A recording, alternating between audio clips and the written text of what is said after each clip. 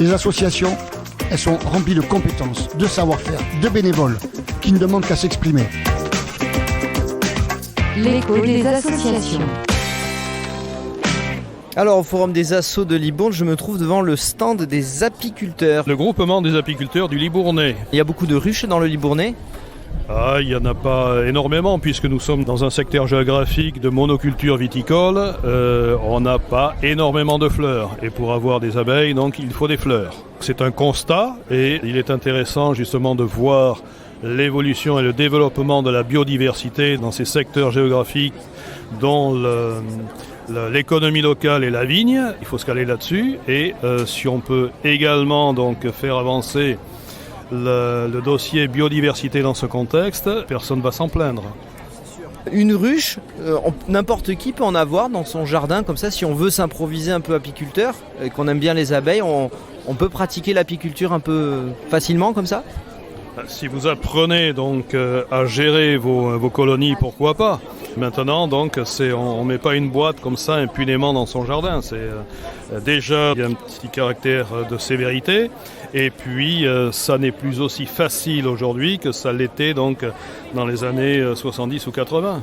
D'où l'intérêt peut-être de venir vous voir pour que vous puissiez former des gens qui veulent s'y mettre. C'est notre boulot, oui. Admettons, je sois complètement novice et je viens vous voir pour la première fois. Quels sont les premiers conseils que vous donnez ? Nos cours, si vous voulez, sont étalés sur 12 mois pour un cycle.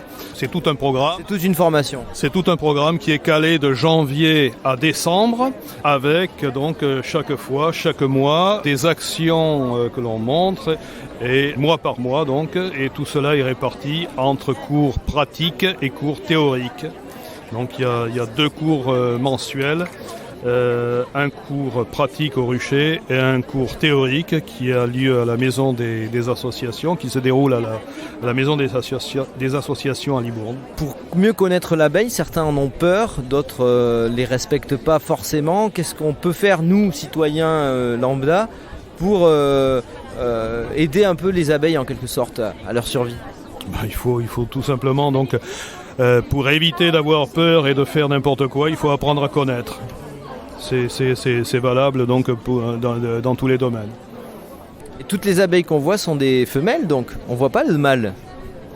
Non, toutes les abeilles que vous voyez sont des ouvrières. Une femelle, les femelles, il n'y en a qu'une par ruche. Donc c'est une reine qui est la mère de tous les sujets, de tous les individus de la colonie. Et ensuite, vous avez donc, je le répète, une reine, une majorité donc d'ouvrières. Et à la saison, à partir de fin mars jusqu'à août, vous avez des mâles dans les ruches pour justement féconder ces nouvelles reines. D'accord, les mâles sont dans la ruche et les ouvrières sont plutôt à l'extérieur. Je n'ai pas compris. Les mâles sont dans la ruche pour féconder la reine. Et les ouvrières sont plutôt à l'extérieur. Là, on va pas le jouer comme ça. C'est un peu simplifié donc l'affaire. Je pense que quand vous allez venir vous inscrire, vous allez mieux comprendre. C'est ça. Merci monsieur. On va prendre alors votre adresse pour savoir comment vous rejoindre ou votre site internet. Voilà, donc Alain Prévost, 10 avenue de Saint-Émilion, 33 330 Saint-Sulpice de Falais-Reims. 06 70 67 65 37. Eh bien voilà, amis des abeilles qui nous écoutez, si vous avez envie de vous lancer dans l'apiculture, n'hésitez pas à aller voir monsieur Alain. Merci beaucoup. Merci, bonne journée. Une interview de Nicolas Grouchka.